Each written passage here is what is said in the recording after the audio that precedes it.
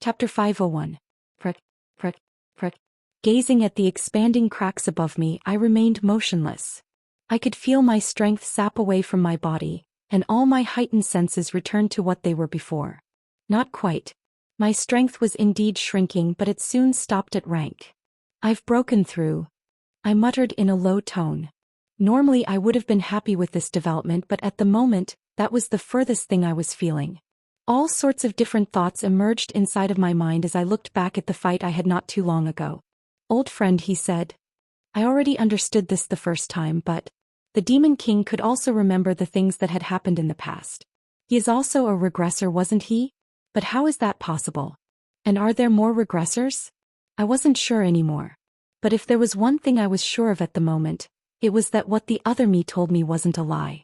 Knowing this, a lot of things that happened in the past started to make more sense. But it also brought rise to more questions. What are you going to do now? It was then that a soft voice echoed beside me. The voice was very similar to mine. Without turning back, I answered. I don't know. With everything that had happened in the last couple of hours, my mind was in a bit of a mess. Especially after learning the reality of the situation. Lowering my head to stare at my hands, I opened my mouth. This strength. It's not permanent. The voice cut me off. Plike, plike, plike. Following the sound of footsteps was a rattling sound.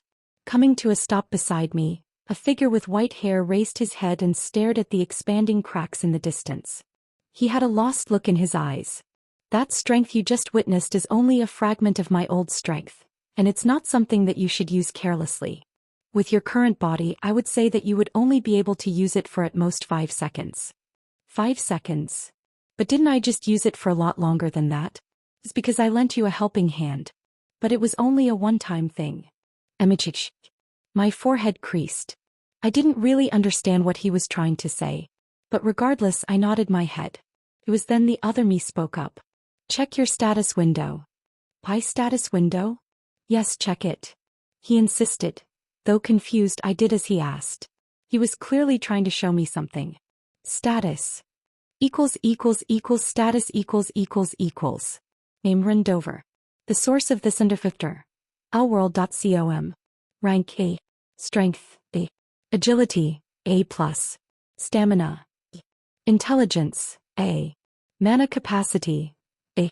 Luck A+. Charm B+. Profession. Swordsmanship LVL.5. The degree of understanding of the sword has evolved to the next level. User will find it easier to understand previously harder concepts. Staring at my status screen, I didn't really notice anything different. Well, my stats were indeed higher, but that was it. Raising my head, I spoke up. Is there something that I'm supposed to see? Check your skills. The other Ren replied. My forehead creased even more. But I did as he asked. Skills. A Monarch's Indifference. A skill that enables users to erase all emotions, and act as a supreme monarch that only calculates the best option regardless of circumstance. The One. A skill that enables the user to instill fear into the opponent's minds, resulting in them feeling like they were standing before a sovereign that overlooked everything. The skill may work on individuals who are 1 rank higher than them. However, if the difference between the two parties is greater than 2 ranks, the skill effect diminishes. Eyes of Kronos. Upon using this skill, the user will be able to see everything in slow motion. The more mana is used, the slower the time will be in their eyes. Skill can only be used for 5 seconds. Cooldown 3 months. Huh. It was then that I finally noticed it. A new skill. Why is there no name? I questioningly looked at the other me. Apart from a few sentences below, all I could see were question marks. What was this? Is this? It's as you think. It's what you've just used. My brows furrowed. Was kinda getting pissed by all of the interruptions, but I decided to let it go after I realized that I often did the same thing. I see. I then calmly nodded my head. It didn't take me long to accept the reality of the situation. Staring at my status window, I caressed my chin and pointed at a certain area. Why is the cooldown so long? Never before had I ever had a skill that had a cooldown. Let alone one this long. Was it because I was still too weak to use it? It's exactly what you're thinking. You're still too weak. At least not now. Your mind and body can't control that strength. You will only die if you use that power carelessly. Right. This sort of made sense. During that brief moment when my power was activated, I could feel that it was something that belonged to me yet at the same time didn't. It would probably take me years to master that power. The stronger I become, the less the cooldown and more time I can use the skill, right? That's right. Frick, frick. The cracks in the sky started to expand even more rapidly. Rin. Just then a voice entered my head. It was Angelica. Rin, can you hear me? He sounded rather panicked. The edges of my lips curled upwards. I'm all right. So she wasn't as apathetic as she looked outwardly. Or was she just afraid that I would die eventually leading to her death? TSK. The dungeon is about to break. Are you not going to leave? Leave, huh? Fixing my eyes at the expanding cracks in the distance, I closed my eyes. Feeling the cool breeze, I eventually shook my head. I won't be leaving. What? Angelica's voice raised a few pitches. I felt this even more as it was right inside of my head. You're not leaving? Do you have any idea what you're doing? If you stay here, you will be going to the demon world. The demon world. I know. If you know, why are you even doing this? It's Suik. Angelica stopped herself mid-sentence. Clearly, she must have remembered the strength that I had previously displayed. Well, I no longer had that strength anymore. But she didn't need to know this. Do me a favor, Angelica. Tell my parents and the others that I will be going for a while. Not much, about half a year or a bit more, not really too sure, but I won't be gone for too long. Half a year? Yeah. But how can you come back? I smiled and turned my head toward my right. Don't worry about it. I've got my means. I wasn't expecting this trip to be a long one. Only about half a year if things went according to plan. But there were things I needed to get done now. Leaving sucked, but this was probably for the best. I needed some time to myself. Time to sort out my thoughts. I see. Fortunately, it didn't seem like Angelica was the type of person to insist. After I expressed my feelings about staying back in the dungeon, she didn't continue asking and just accepted the situation. You said half a year, correct?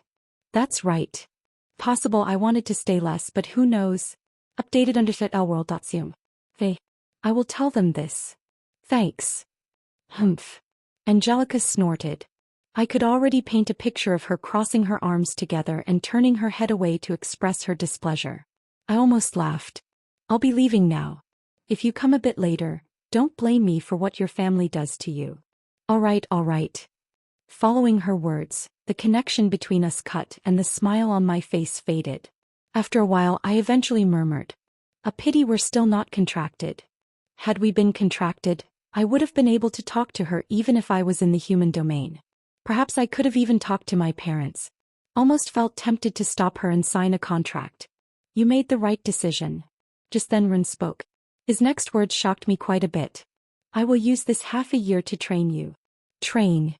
Staring at him, our eyes met and he calmly nodded his head. You must have felt it, haven't you? The difference between you and Jezebeth. Opening my mouth, I eventually closed it. I then lowered my head and secretly clenched my fist. Yes. Despite having his strength considerably reduced due to the fact that he had only sent his clone, I could still feel how big the gap between the two of us was. Quite frankly, I wasn't sure if I could ever beat him even if I reached a similar level to him in the future. Don't worry. Rin spoke. His voice was very calm. It felt as though this was within his estimation. You may not be able to beat him now, but you will definitely be able to beat him in the future. Especially if you have me training you. Gazing at his eyes and seeing my reflection in them, I sighed. I understand. Looking up at the sky and massaging the back of my neck, my eyes became sharp. I'll say this right here and right now, but I don't trust you at all. Even if you're going to help me train and become stronger, don't expect me to become your dog. If this was his goal in training me, then tough luck. There was no way I was going to trust him that easily. This was especially so after I learned of his past and everything that he had pulled on me in the past. He may try to help me out, but that didn't mean that he was on my side.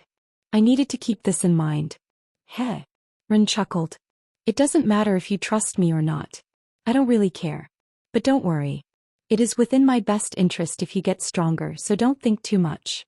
Squinting my eyes, I stared at the other me for a good minute. I could tell that he was trying to use me for his goal, but so was I. If whatever he was doing was within my best interest, I didn't see the need to refuse. Our relationship was one of mutual interest. As long as our actions held the best interest of each other, we were good. I eventually nodded my head. All right. Crash. It was then that a loud shattering sound reverberated throughout the whole dungeon, and everything started to fall apart. Chapter 502. Crack. A thin fissure materialized out of thin air. A calm and steady footstep echoed throughout a large hall. Two crimson-red eyes shone in the dark hall, as a semi-transparent white-haired figure stepped out of the thin fixture. The fissure closed up, and the figure walked toward the end of the hall where a throne sat at the top of a flight of stairs. Stopping next to the flight of stairs, the figure looked up. It was then that his eyes met with another set of scarlet-red eyes. Sitting on the throne with his legs crossed and the side of his face leaning on his arm which was propped up on the throne, the red-eyed figure looked down. At the exact moment the two eyes met, the white-haired figure beneath the flight of stairs started to disintegrate as bright white lights started coming out from his body. Slowly, the particles floated in the air and merged into a white ball that flew in the direction of the figure sitting on the throne. Extending his hand and opening his palm, the white-haired figure sitting on the throne watched as the ball paused and levitated atop the palm of his hand.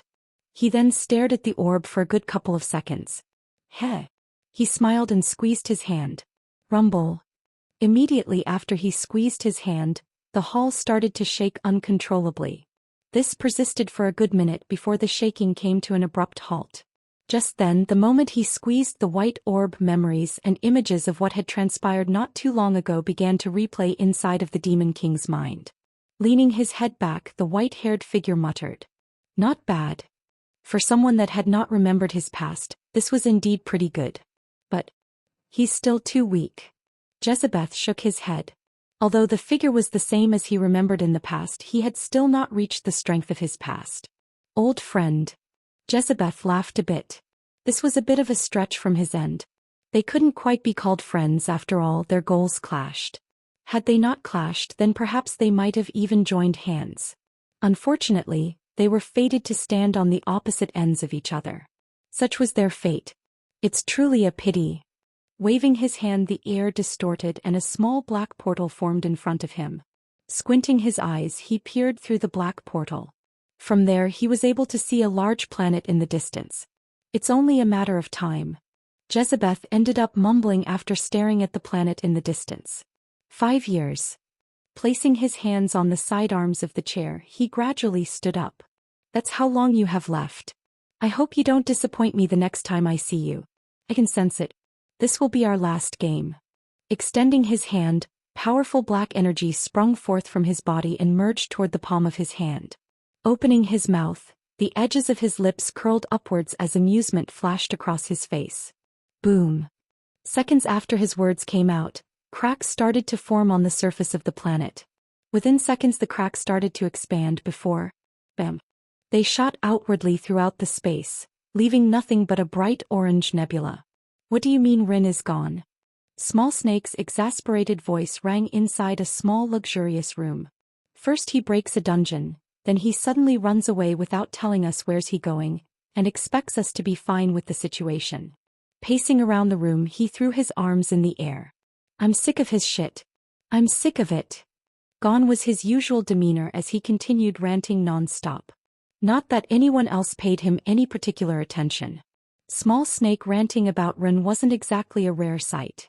Do this, do that, solve this, solve that, I'll be gone for a bit so take care of the others for me while I'm out. He threw his middle finger in the air. You fucking bastard. Just wait until you come back. And what are you going to do when he comes back? Visit lworld.com for a better user experience. It was then that Angelica's voice echoed throughout the room and Small Snake's feet came to a pause. What am I going to do? Small Snake puffed his chest. I'm going to finally give Rin a reality check. Let him understand that he can't overwork people like me. There will come a day when they will rebel against his tyranny. Oh. Angelica raised her brow. The corner of her lips curled upwards, albeit slightly.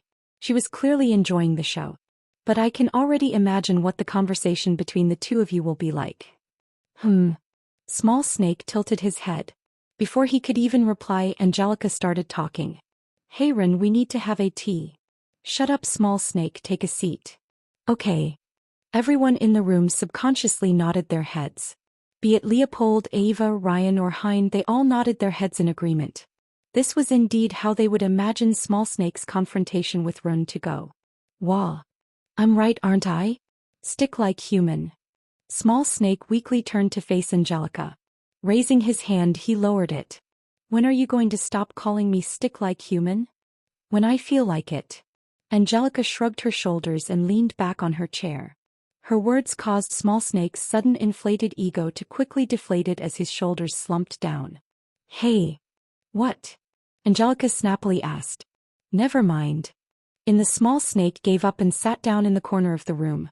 No one likes me. He repeatedly mumbled to himself with a lost look on his face. Angelica rolled her eyes. He tended to do that from time to time. This was exactly why no one in the room paid him any particular attention. Clank. It was then that the room burst open and a haggard figure walked in.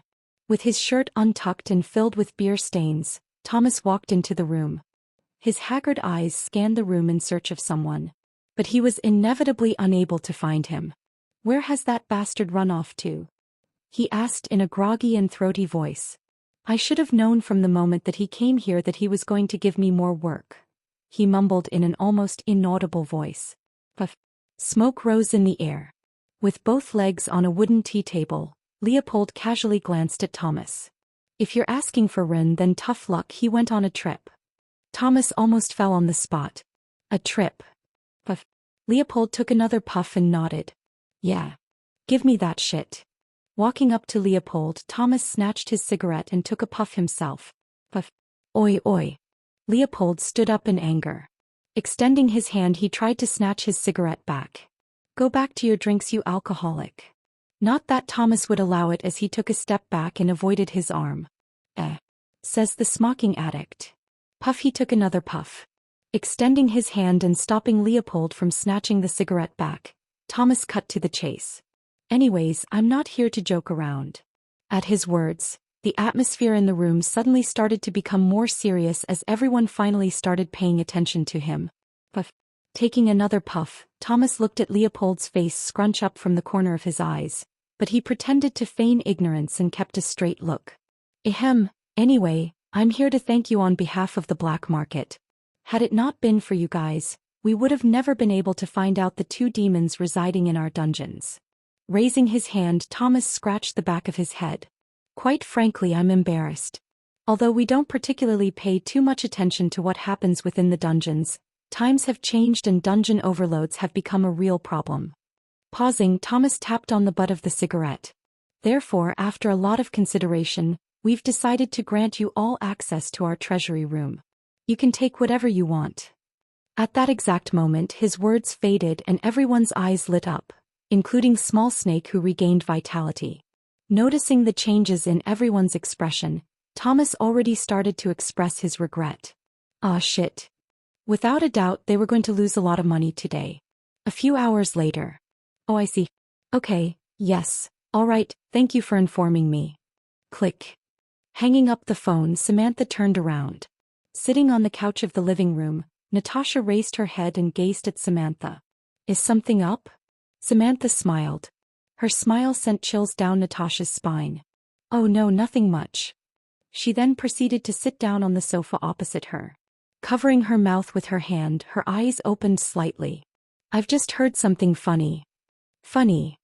Natasha carefully asked as she scooched her body back a little. She didn't look like someone who had something funny. Quite the contrary, in fact. To Natasha, she looked like someone that was out for blood. Very. Samantha lowered her hand and crossed her legs. Still retaining the smile on her face darkened. Or at least that was how it seemed to Natasha. Apparently, my filial, handsome, kind, smart son has decided to take a 6-month vacation without any prior warning. The smile on her face wiped. How sweet of him, right? He what? This time it was Natasha's turn to be surprised. He's going on a 6-month vacation? That's what his colleagues said. Natasha leaned back on her chair. No wonder your ma. I'm not mad. Samantha sharply cut. Opening her mouth just as she was about to say something, she closed her mouth and sighed. Okay, I'm a little bit mad. Similarly leaning back on the sofa, Samantha shook her head. I'm sure Rin is doing this for a good reason. He's not the type of person that does something impulsively, but I really do wish that he would tell me this kind of stuff before he just goes on to disappear for a while like he usually does. This isn't even the first time. Recalling all of the times that Rin disappeared out of nowhere, Samantha wanted to get mad, but in the end she couldn't bring herself to. He was her son, so she knew him best. Therefore she knew that whatever was happening right now was very important for him. He wasn't the type of person to leave without any real reason. She was just venting her frustrations at the fact that he didn't even say goodbye to them before leaving. Now how was she supposed to explain to Nola that he was going to leave for another 6 months? Just the thought gave her a headache. Click. It was then that the living room's door opened. Speak of the devil. The source of this indefector. Allworld.com.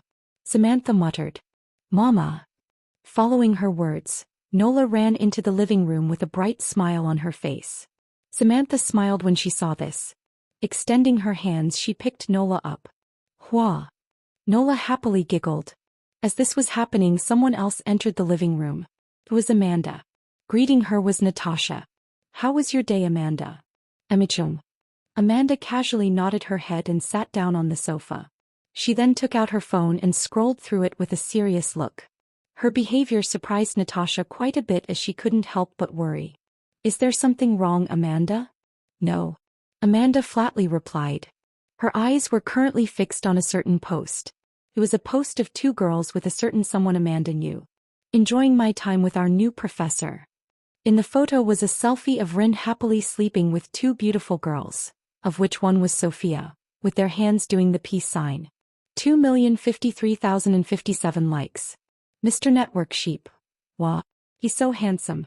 7 Clouds 5. Isn't that Rindover? Kylan 874. Cool. Her eyes squinted. He seems to be enjoying his time as a professor. She thought. But she eventually shook her head and sighed. Actually, she could tell from the picture that the photo had been taken without his consent. That said, whenever Amanda looked back at the photo, she would feel this weird sense of discomfort in her heart. At first, she was confused about her feelings, but it didn't take long for her to realize what she was feeling. It was jealousy. There was no use denying her feelings anymore. He liked Rin, and quite a bit at that. Therefore, whenever she would see pictures of him with another girl, Amanda would inevitably become jealous. It just wasn't something that she could control anymore and wasn't something she was planning on controlling. She realized that she could no longer remain as passive as in the past. She needed to become more proactive. Oh, Amanda, have you not heard? It was then that she heard her mother's words. Amanda finally took her eyes away from her phone. Heard what? That Ren's on a 6-month vacation. Like a sudden bombshell had been dropped on her, Amanda's face froze. Natasha's face changed when she realized this as she murmured in a low voice. Looks like she didn't know as well. It was then that she suddenly noticed a change in Amanda's countenance. Natasha flinched slightly as she cautiously asked. Amanda, sweetie, why are you smiling? I'm smiling. Amanda placed her hand over her lips. Yes. Natasha nodded her head. Yes, you're smiling. He was smiling. But that wasn't the scariest part. The scariest part was the fact that she was smiling exactly like Samantha was not too long ago. Dangerous. Natasha thought as she scooched further back in her seat. This was a very dangerous situation. Chapter 503. How's the situation? A grating voice echoed throughout a small room that was dimly lit by a couple of candles that sat atop an old wooden table. The voice belonged to Count Nukutin, the leader of the Avidity branch. One of the largest sub-branches of the Greed clan residing in the demon world. There were in total 7 clans residing in the demon world, and they were all covered by a Duke-ranked demon. Only a select few could be members of the main clan. The rest would be thrown into different branches governed by the clan. Each branch differed in strength, and in general, a clan had over 20 branches with 2 or 3 being their main branches. The Avidity branch being one of those 3 for the Greed clan. A tense and somber atmosphere enveloped the room as Count Nukutin scanned the room. Sitting beside him were multiple figures who looked back at him with respectful and subservient gazes. How is it possible that after all this time you've still not caught him? His voice couldn't help but raise. There was visible frustration in his voice as he glared at everyone in the room. About 4 months ago, out of nowhere, A figure appeared out of nowhere and started hunting different sub-branches. Most shockingly was the fact that no one knew who the figure was. The reason for this was because wherever he went he would leave as fast as he came. Well, this wasn't exactly right. The White Death. Count Nukutin muttered underneath his breath. That was his nickname. This was the nickname of the individual responsible for destroying several demon sub-branches. No one knew exactly what he looked like, but to those that have managed to survive, they all said the same thing.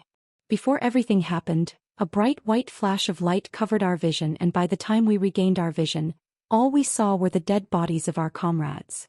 Count Nukutin quite frankly did not believe these recounts at all.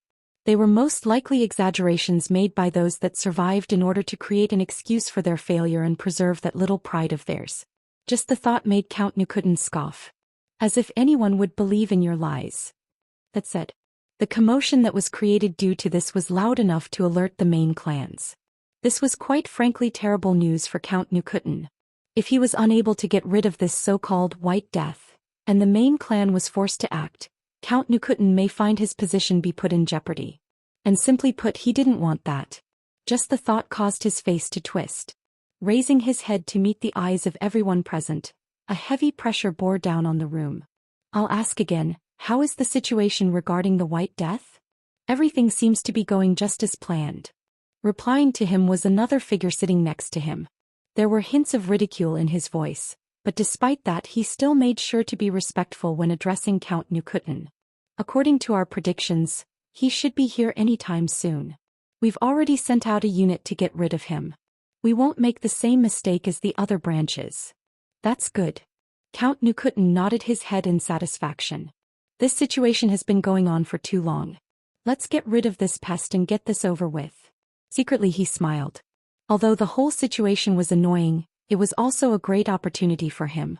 If he managed to get rid of the White Death, some unknown that had been terrorizing the demon realm for quite a while, he might even be able to get promoted to the main branch. Just the thought made Count Nukutin salivate. Reaching this conclusion, he stood up and started barking orders.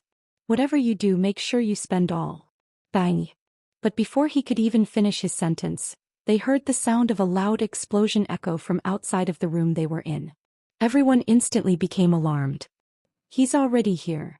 That was a bit faster than Count Nukutin had expected. Nevertheless, it was still within the reasonable estimation. Crossing his arms together, he smiled. Let's see how strong you are. Bang. Bang. In a matter of seconds, the sound of explosions became closer and closer. Everyone in the room had stood up by now, and thick demonic energy lingered in the air. What's going on? Count Nukutin wondered as he stepped forward with a solemn look on his face. His eyes never left the entrance of the room. The rate at which the explosions were getting closer was a lot faster than he anticipated. Did something go wrong? It was then that. Boom. With another explosion, the door burst apart and smoke filled the air. The audacity! Count Nukutin became enraged. Attack! Without waiting to see who broke the door, Count Nukutin ordered everyone to attack. He wasn't naive enough to just wait for the enemy to appear. From the moment the door opened, he had already ordered everyone to attack. At his orders, everyone inside of the room woke up from their stupor and did as he asked. Raising their hands or dashing toward the door, everyone attacked at the same time. Frightening attacks shot toward the door one after another as the room started to quake and the dust in the air thickened. Die, you bastard! Count Nukutin screamed as he watched his subordinates' relentless attacks head toward the door. He of course didn't simply just watch. Raising his hand, he sent out multiple attacks. He did not hold back in any of his attacks as powerful blasts of energy shot to the door. Rumble. Rumble. The combined attacks of multiple powerful demons caused the whole room to shake uncontrollably, and it wasn't long before the structure they were in started to crumble apart. But none of the demons cared as they continued to attack. This persisted for quite a bit before Count Nukutin raised his hand and shouted. The latest series are on UndercivilWorld.com website. Stop. Almost simultaneously, everyone stopped attacking. Although he couldn't see as the raised dust was covering his vision, a satisfied smile emerged on Count Nukutin's face. This should do it. He let out a long breath and finally relaxed his shoulders, but it was then that he heard a voice from behind him. You guys done? Huh. By the time Count Nukutin realized what had happened, it was already too late, as the last thing he heard was a subtle clicking sound. Click. What came after the clicking sound was a white flash, and his vision turned upside down. Ah, I get it now. It was during the last moments of his life that he finally understood the meaning behind the nickname. But it was already too late for him, as a hand reached out for his core and crushed it into bits. Crack. Not bad, you're a lot faster than when you first arrived here. Right. Putting my sword away, I brushed my hair back. The other me asked as he sat on one of the chairs in the room. How do you like your name? Don't bother. Just thinking about the ridiculous nickname the demons attached to me made me want to kill them even more. I sort of got where they came from, but I would have rather have had a better nickname. Oh well, I can't have everything.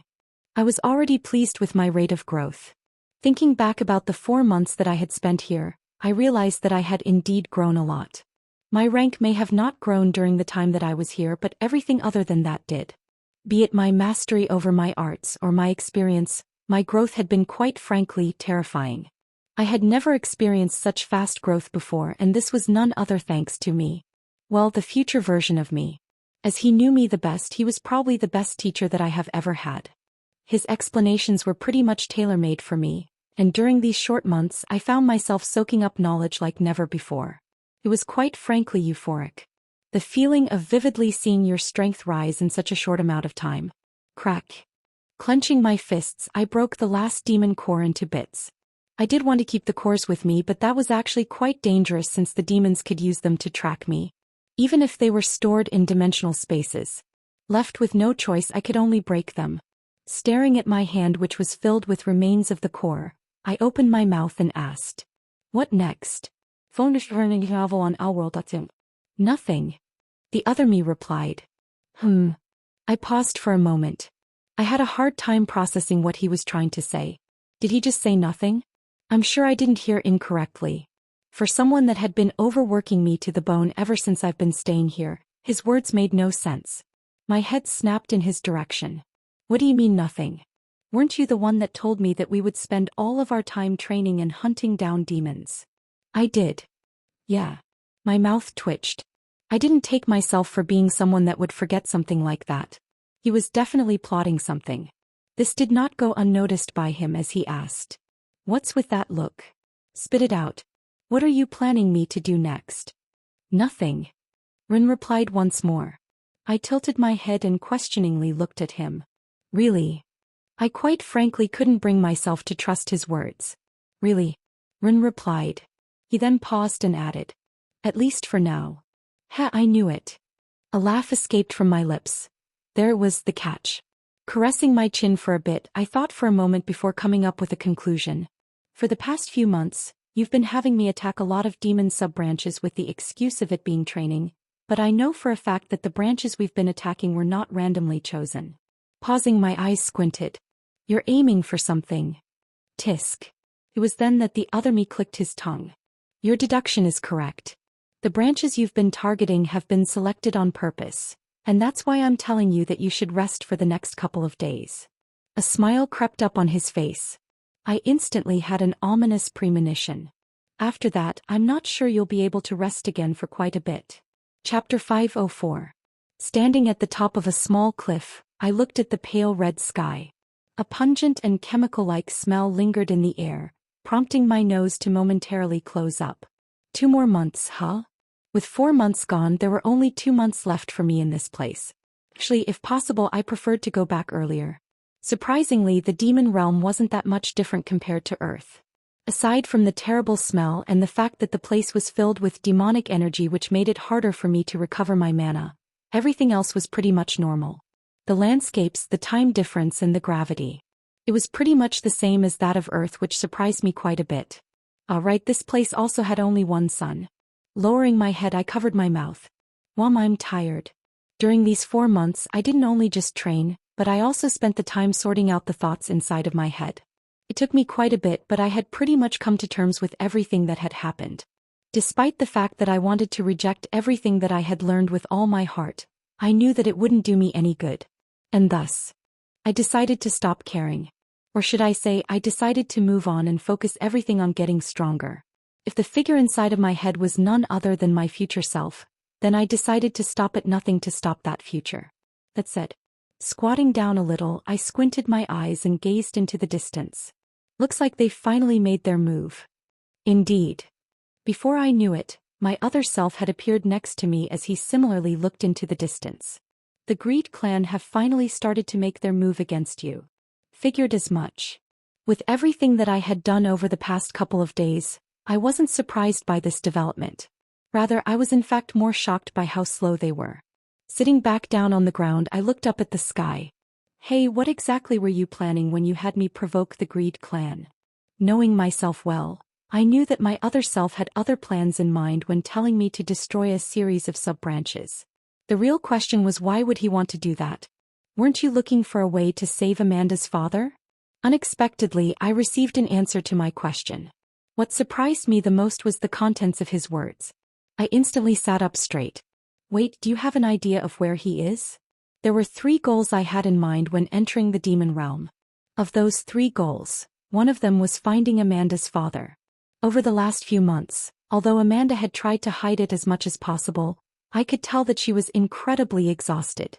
And not only that, the guild didn't seem to be faring well lately. New novel underthers are published here, lworld.com. It had gotten to the point where Natasha had decided to come back and take the reins of the situation. Not that she was of much help, but it still did relieve Amanda of her stress. That said, with Amanda's father being gone for as long as he was, it was inevitable for news to spread about this, resulting in the other clans becoming more rampant than ever. If the situation continued like this, I was afraid that something terrible would happen to the Demons Hunter Guild, and I simply couldn't allow for that to happen. The downfall of the Demon Hunter Guild would lead to catastrophic consequences. Not only for me but for the human domain as a whole. Is Amanda's father trapped in the Greed clan? No. The other me shook his head. Taking out a small branch, he lowered his body and drew a large square, and divided it into 7 disproportional sections. Let's just ignore the fact that the demon world is not squared and that this is not in any shape or form accurate. As you already know, there are 7 clans in the demon world. Right. I nodded my head. They were the Lust clan, Greed clan, Sloth clan, Wrath clan, Gluttony clan, Pride clan and Envy clan. Rin continued. You should also know that the clans don't get along with each other quite well, right? Yeah. It was as he said. Despite working together, the clans weren't on friendly terms. In fact, their relationship was quite complex as there were a lot of hidden fights between them. I had in fact witnessed a couple of them during my training in the demon realm. If not for their fear of the Demon King, they would have long had started a war amongst each other. Just went to show how powerful Jezebeth's reign was. In the meantime, the other me continued. There are 3 secret alliances between the clans. The Lust clan and the Sloth clan, the Greed clan and the Wrath clan, the Pride clan and Gluttony clan. These are the 3 alliances between the clans. Rin paused and looked at me. Do you get it? Caressing my chin, I pondered over his words. It was then that I realized something. What about the clan of Envy? Did he perhaps forget to mention it? But that didn't seem to be the case as he shook his head. No, I didn't forget. The Envy clan is not in an alliance for one simple reason, and it's because they are the strongest and scariest out of the 7 clans. Raising the stick, he pointed it towards the biggest block, which was located at the bottom right corner of the large square. Amongst the clans, they are the strongest and scariest as they have the most number of Duke-ranked demons alongside Marquis-ranked ones. He then raised the stick and pointed it toward 2 smaller blocks that bordered the Envy clan block. These over here are the clan of Wrath and Greed. As they both border the Envy clan, they have no choice but to ally together. The more I listened, the more everything started to make sense to me. In short, most of the conflicts arose due to their bordering lands. The Lust clan and the Sloth clan both bordered the Greed and Wrath clan, resulting in minor skirmishes arising between the 2, hence their alliance. Full understanding on the lworld.com platform. The same could be said for the Pride clan and the Gluttony clan as they bordered the Lust and Sloth clan. Of course, this wasn't the only reason for their conflict, but it played a major part in it. This posed a question. Okay, so what's the goal in targeting the Greed clan? Was Amanda's father located there or something? Putting the stick down, the other me answered. But his answer was unexpected. Nothing in particular, it could have been any other clan. Oh. I raised my brow and repeated. It could have been any other clan. Yeah. I see. My mind started to race. With all the information I had just learned, an idea started to formulate inside of my mind. After a while I asked, "Where exactly is Amanda's father?" "He's in the Pride clan." I see. The picture inside of my mind was starting to become clearer. It wasn't long before I finally understood what the other me was planning. A long sigh escaped from my mouth. As expected of myself, I stood up and gazed into the distance. "All right, I already have an idea of what you want me to do too. Let me start making preparations now." With a smile on his face, the other me stood up. "Seems like you've caught on. You have 4 days, better get started." The next day, finally found them. Observing a couple of demons in the distance, I stood atop a large boulder that was the size of a large car. The demons were currently about a couple of 100 meters away from me.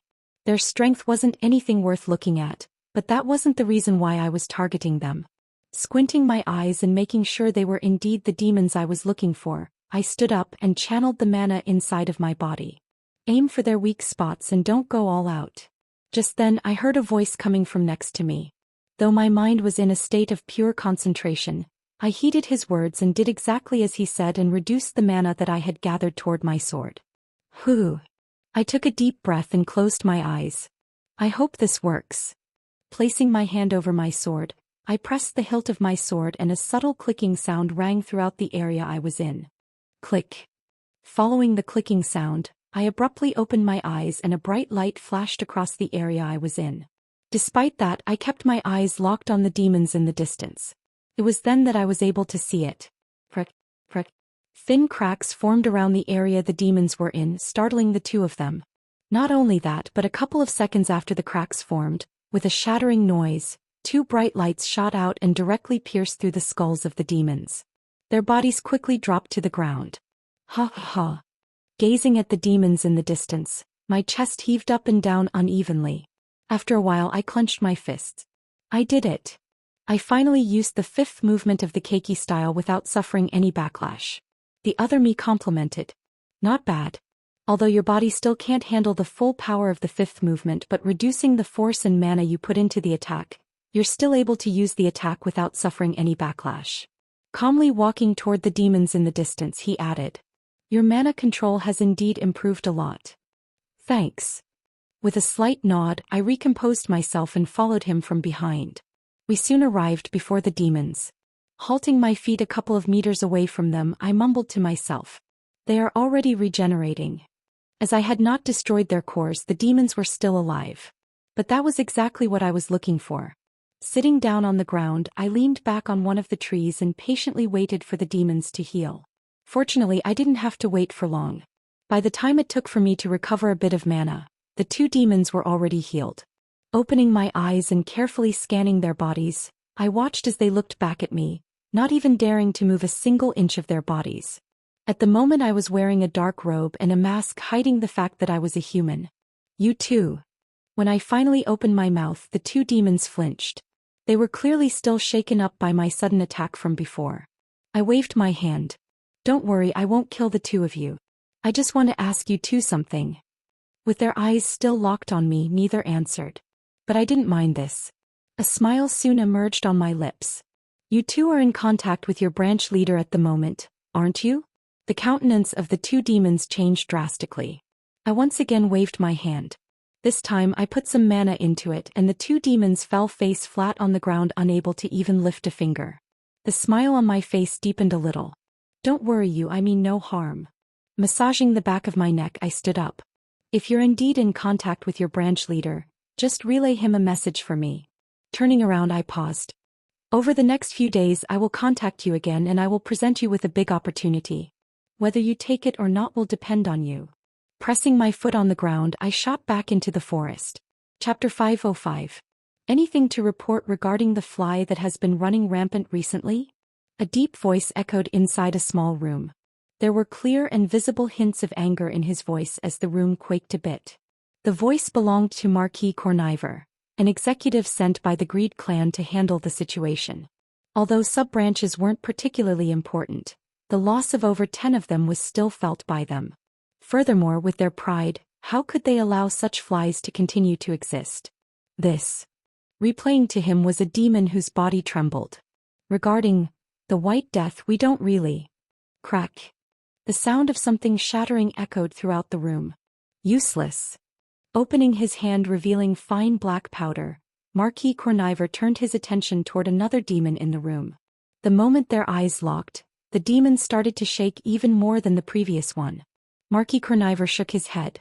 Extending his hand, he asked, "Send me a map of the branches that this fly has attacked." "Why, yes." Stuttering a little, the demon took out a small map and handed it to Marquis Corniver, who took it and unfurled it on a small desk. Scanning the map with his eyes, a minute eventually passed. Ha! Letting out a long sigh, he raised his head and stared at all the demons standing in the room. Every time his eyes would pause on a demon, they would start to shake uncontrollably. "Bunch of cowards," he ended up muttering. Raising his hand, he pointed toward a certain section of the map and declared, "The fly will attack this branch next." Muffling. His statement caused every demon in the room to open their eyes in shock. Staring at each other, they all had the same question. How could he tell? It may not look like it at first, but the fly or White Death is actually targeting all of the branches that are bordering with the Pride clan. In order to make it seem like his pattern is random, he also attacks those that are outside that range, but in general, it is safe to assume that this muffling going to be his next target. A look of sudden understanding appeared on the faces of the demons present as they looked at the map. This was especially so for the higher-ups as they looked at each other with an embarrassed expression. How could they have missed something like this? Over the next few days, I repeated the same thing over and over again. Find a demon, beat them up, and propose them the same deal to them. Obviously, the words that I would say differed as they eventually started replying back to me. It wasn't long before we were able to come up with a deal. Well, sort of. Knowing just how the demons were, I never trusted them to hold the end of their deal, therefore I never took their words seriously. It would be nice if they did in fact keep their words, but that seemed unlikely. As soon as I finished helping them, the first thing they would do would be targeting me. Well, it doesn't really matter anyway. Staring into the distance, a large red fort appeared in my vision. The fort's circumference was about a couple of kilometers in length, and its outer layer seemed to be made out of hard red sandstone. An eerie and chilling atmosphere enshrouded the whole fort as demons appeared to move to and fro at the entrance of the fort. I muttered to myself as I lowered my hand. If we're going with the same pattern, that should be the last sub-branch I need to attack. At first, I thought that I had been targeting the demon sub-branches at random patterns. However, as time passed and I realized who I was dealing with, I knew that the situation wasn't as simple as this. Therefore, after contemplating the matter for a while, I realized that we had been indeed targeting the sub-branches at a set pattern. It wasn't exactly clear at first, however, as I looked back at all the branches, I realized that we had been eliminating all of the sub-branches near the borders of the Pride clan. If the demons weren't dumb enough, they would be able to predict my pattern and set up an ambush there. Licking my lips and locking my eyes on the fort in the distance, my eyes began to squint. That sub-branch over there should be a trap. Updated under world.zoom. A trap designed to capture me. Interesting. My lips couldn't help but curl at the thought. Acting predictable to know your opponent's movement. Not the easiest of tactics, as it narrowed my choices by a lot, but it was sure as hell a damn effective one. Crack. Cracking my neck, I loosened my joints and jumped up on the spot. Alright, this is going to be troublesome. Running through the thick vegetation of the demon world, I looked back from time to time. Fucking. A curse inevitably escaped from my mouth as I took a sharp turn to the right. Bang. It was at that exact moment that a powerful energy blast shot in the direction of where I was, tearing a series of trees down. Damn it. Taking another sharp turn, I let out another curse. Bang. The ground beneath me tore apart as bits and pieces of dirt hit my back. Turning my head once again, I was able to spot over a dozen demons heading in my direction, all of whom had bloodthirsty expressions on their faces. Not all that, but all of them were ranked from Viscount rank to Count rank. Yup. Just as I had expected, there indeed was an ambush in the fort. Had it not been for the fact that I was using drifting steps coupled with Eyes of Kronos, I would have probably been unable to run for as long as I was. Planting my foot toward my right, I abruptly changed my direction and dodged another attack. I'm starting to get tired. Using Eyes of Chronos and drifting steps at the same time was quite taxing for me. I could feel my mana rapidly shrink. Thankfully, I was almost at my destination. Although it looked like I was cornered, I actually wasn't. I had a goal in mind. There was only a slight problem. Shit, I really can't fight back? No. A voice entered my ear. Shit. Another curse escaped from my mouth. It came to my unfortunate attention that I could only act as bait at the moment. The reason why I wanted to fight was so that I could reduce the numbers of some of the demons behind me as they were slowly starting to increase. It had gotten to the point where I was having a very hard time keeping up. Bang. Another energy blast shot behind me. This one was a lot closer than the previous ones. Shit. I cursed again and took another sharp turn. How much further do I need to run? I voiced out. Sitting on top of a tree in the distance, I found my other self staring at me with a nonchalant look on his face. I further enhanced Eyes of Chronos and time slowed down even more. Not much. He answered. Turning around to look into the distance, he squinted his eyes. The most up-to-date NOV_skulls are published under forherlworld.com. Should be soon though. Just keep running straight. Fine. I glared up. Just so you know, if I die, you die too. Yes, I know. The other me nodded his head and patted the tree branch he was sitting on. So make sure you don't die. Tisk. Clicking my tongue, time started to speed up once more and I took another turn. Bang. Huh. Another terrifying explosion sounded behind me. This time, however, the explosion was a lot more powerful than any other explosion in the past. It was so strong that I suddenly found myself losing my footing and I stumbled a couple of steps. This would have normally not mattered much, but because I was going so fast, I actually ended up crashing against a nearby tree and my face planted on the ground. Ugh. My vision repeatedly changed as I rolled on the ground. By the time I stopped rolling, what met my sight was the red sky. Well, fuck. I cursed at the sky. I didn't even bother getting up. From beside me, I could hear my own disappointed voice. Useless. I bitterly laughed. Lifting my head up a little, I looked into the distance and sighed. It's not my fault a Marquis-ranked demon showed up out of nowhere. It wasn't long before I ended up being completely surrounded by multiple demons. Scanning the demons around me, my eyes locked onto a particular demon. It's him. With a large muscular that was about 3 times the body of mine, stood a demon that emitted a radiating pressure that made it difficult for me to move. The pressure coming off of him was so immense that I actually started to feel a little bit more concerned. He's definitely a Marquis-ranked demon. From a glance, I could tell that he wasn't an opponent that I could fight with my regular strength. Not that I was planning on fighting him in the first place. Are you the White Death? Opening his mouth, his deep voice shook the surrounding vegetation as I heard the rustling sound of the nearby leaves. Supporting my body up, I nodded my head. You can say so. Still didn't like the name though. At my confirmation, the demon's eyes squinted. Feeling his gaze scrutinize me carefully, I remained motionless. After a while, he opened his mouth. You don't look very panicked. Why should I be? You already caught me. I shrugged my shoulders.